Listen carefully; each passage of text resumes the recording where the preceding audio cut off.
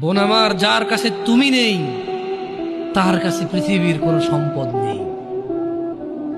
বোন আমার, 12 বছর 15 বছর বয়সে তুমি কেন বিবাহের পূর্বে আরেকজনকে তোমার শরীর ধরতে দাও? আর যুবক ভাই আমার, কি বলিস কি তুই? এই পৃথিবী আর পৃথিবীতে যা আছে এর চেয়ে মূল্যবান হচ্ছে এই মেয়েটা। তো এরকম মূল্যবান একটা জিনিস ওর ধরে ছুঁয়ে তুই ওকে ওর মূল্য কমিয়ে দিবি? এত বড় জুলুম ওর প্রতি তোর! তুই আল্লাহকে ভয় করিস না তাই বলে এতটা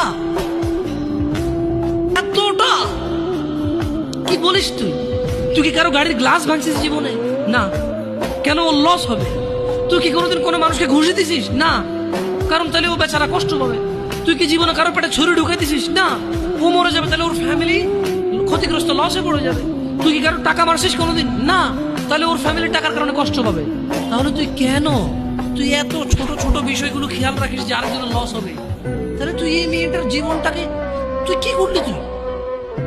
তুই পুরো পৃথিবী আর পৃথিবীতে যা আছে সবকিছু বিক্রি করলে যে সম্পদ হবে, সবকিছু অর্জন করলে যে অর্জন হবে, এর চাইতে মূল্যবান তুই ওকে সতীত্ব থেকে বের করে নিয়ে আসলি।